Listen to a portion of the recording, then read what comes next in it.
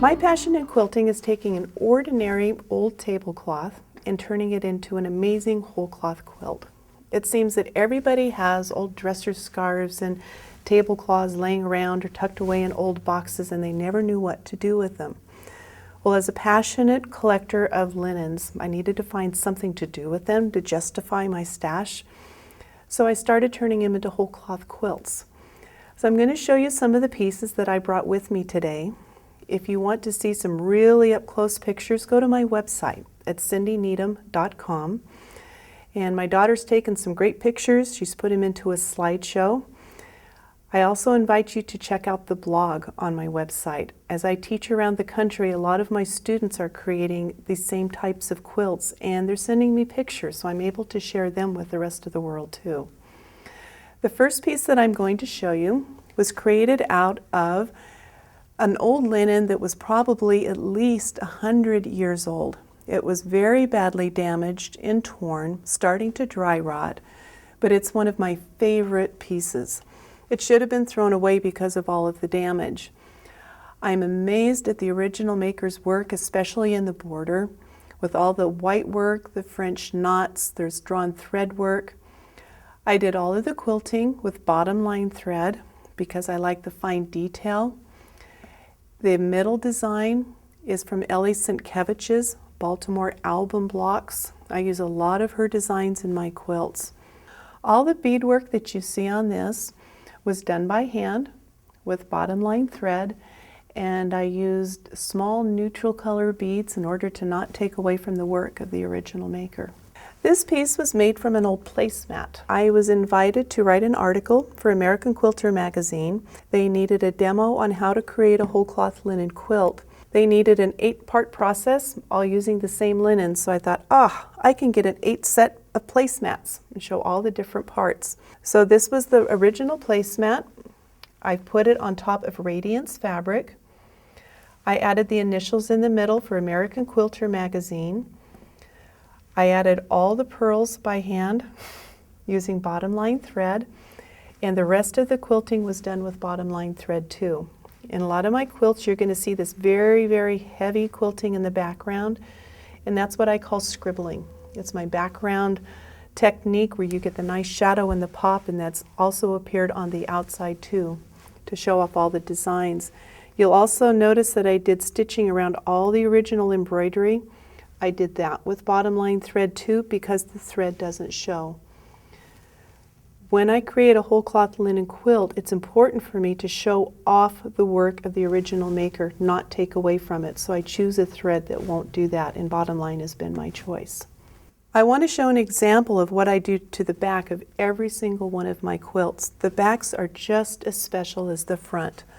This is the back of the placemat quilt we just showed. I love to take old lace, old pillowcase ends. This becomes my rod pocket.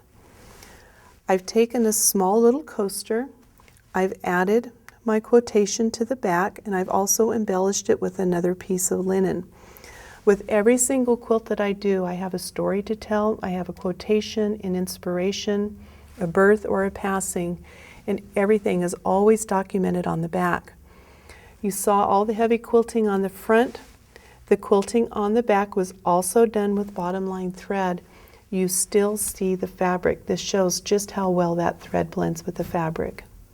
I was asked to be the featured artist at Road to California in 2008 and feature my whole cloth linen quilts.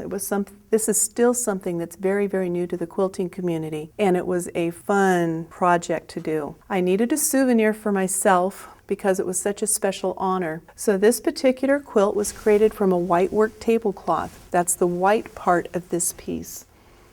It was laid on an underlayment of yellow fabric.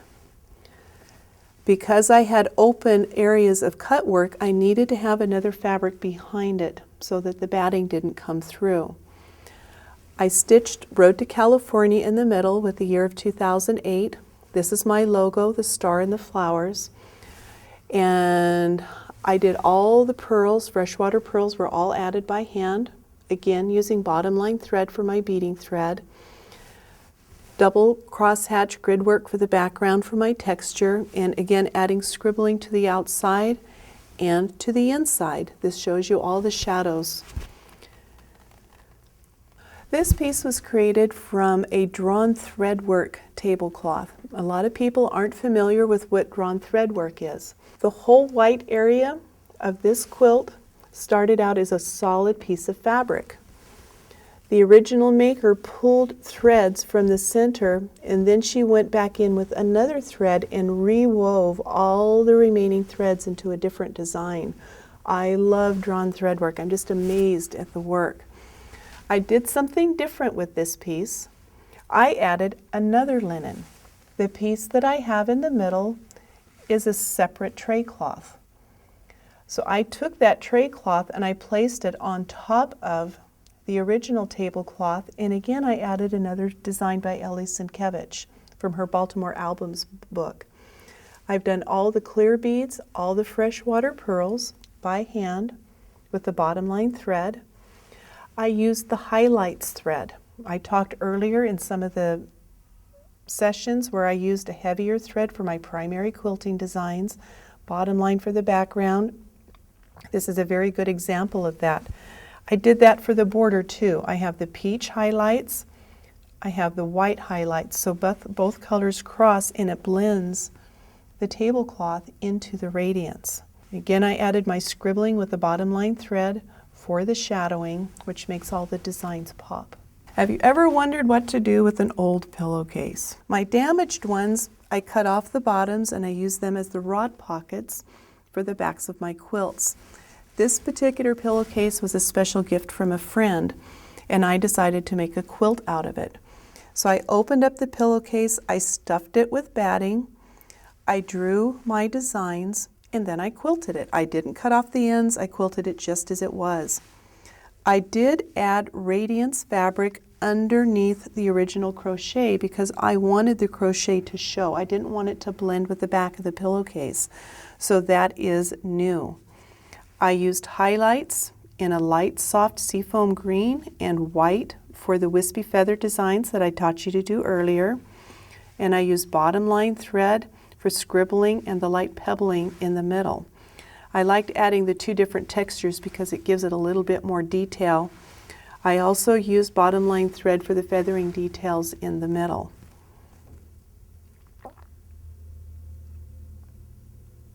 This was bought at the Chicago Quilt Festival a number of years ago. I was lucky enough to find it for only $30. I felt like I robbed a lady. It should have had a 1 in front of it because red work is so collectible. I used the bottom line thread, which was very important in this piece because all of this red work is from the original maker.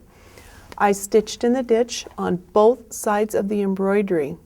So the little red work motifs have actually become a part of the quilted pattern. I used bottom line thread around all the cross stitch for my scribbling, and I laid the linen on black fabric because I liked the contrast. I know that this piece is from a nursery rhyme or a fable of some sort with all the different characters, but I haven't figured out what the history or the story is behind this one, but it's one of my favorites. This piece started off as a $4 linen off of eBay. It was badly damaged. It had lots of holes, large tears and stuff in the border, and realistically it should have been tossed because it was so bad, but I decided it could be saved. I placed the original linen, which is the white part, and I placed it on top of this peach colored fabric. The design in the middle here is the same as the purple Dupioni silk we're going to show you in a few minutes, and I miniatured it. I'm loving to do the miniatures now. I've done all my miniature work with bottom line thread, so it's bottom line throughout. After I quilted it, you don't see the damage anymore. The holes and the tears have completely disappeared. So I've been able to take something that should have been thrown away and turn it into a beautiful quilt.